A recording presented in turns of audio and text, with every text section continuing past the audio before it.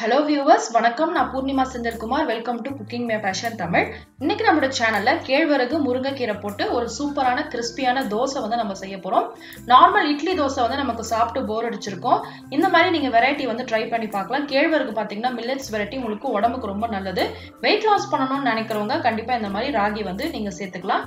அதே போல இதுல சேர்த்திருக்க நம்ம கீரை முருங்கைக்கீரை வந்து பாத்தீங்கன்னா அயன் கால்சியம் எல்லாமே வந்து ஜாஸ்தியா இருக்கு. இந்த மாதிரி வீக்லி ஒன்ஸ் வந்து நீங்க ட்ரை பண்ணி சாப்பிடலாம். ஒரு மண்சட்டி இல்ல கடாயில 2 டீஸ்பூன் போல எண்ணெய் சேர்த்துக்கோங்க. நான் தேங்காய் எண்ணெய் யூஸ் பண்ணிருக்கேன்.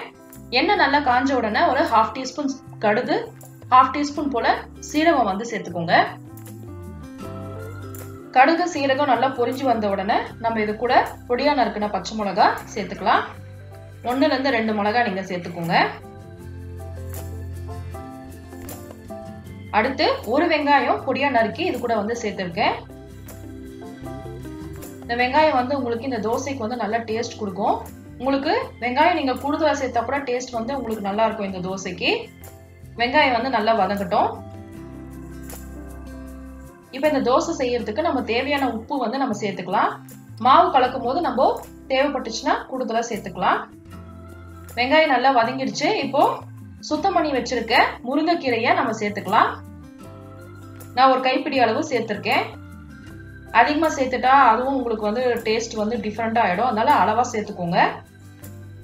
சேர்த்துட்டு ஒரு 2 நிமிஷம் நல்லா வதக்கிட்டு வேற ஒரு பாத்திரத்துல வந்து மாத்திக்கலாம். நல்லா ஆறிட்ட பிறகு இது கூட வந்து 1/2 கப்பு போல அரிசி மாவு, 1 கப்பு போல கேழ்வரகு மாவு சேர்த்துக்கோங்க. சேர்த்துட்டு நல்லா மிக்ஸ் பண்ணிக்கலாம்.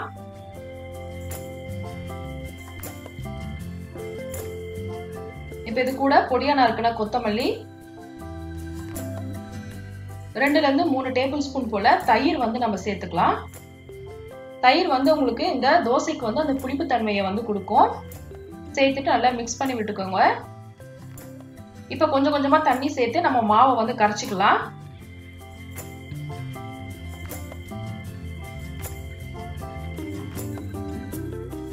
மாவோட கன்சிஸ்டன்சி எப்படி இருக்குன்னு பாத்தீங்கன்னா தோசை மாவோட கொஞ்சம் தண்ணியா இருந்துச்சுன்னா உங்களுக்கு இந்த மாவு தோசை வந்து நல்லா கிறிஸ்பியா நல்லா வரும். இப்போ வந்து ஒரு 20 நிமிஷம் நம்ம மூடி போட்டு வச்சிடலாம். 20 மினிட்ஸ் கழிச்சு ஒரு பேன் வந்து சூடு பண்ணிக்கோங்க. நல்லா சூடா இருக்கணும். அப்புறமா வந்து நீங்க தோசை மாவு ஒரு கரண்டி எடுத்து எல்லா பக்கமும் படுற மாதிரி நீங்க ஊத்திக்கோங்க. சட்டி நல்லா சூடா இருந்துச்சுன்னா தான் உங்களுக்கு இந்த மாதிரி ஓட்ட ஓட்டி அழகா வரும். இப்ப சேர்த்த உடனே நீங்க அடுப்பை வந்து லோ ஃபிளேம்ல வச்சு நல்லா கிறிஸ்பியா ஆகுற வரைக்கும் நம்ம தோசையை சுட்டுக்கலாம். எண்ணெய் சேர்த்துக்கோங்க. ஒரு பக்கம் நல்லா வெந்த உடனே அடுத்த பக்கம் திருப்பி போட்டு நம்ம நல்லா வேக வச்சுக்கலாம் தோசையை.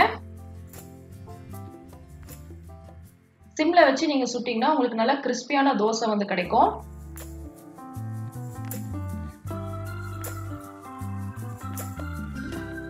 ரெண்டு பக்கம் நல்லா வெந்த உடனே நம்ம சூடா எடுத்து பரிமாற வேண்டியதா.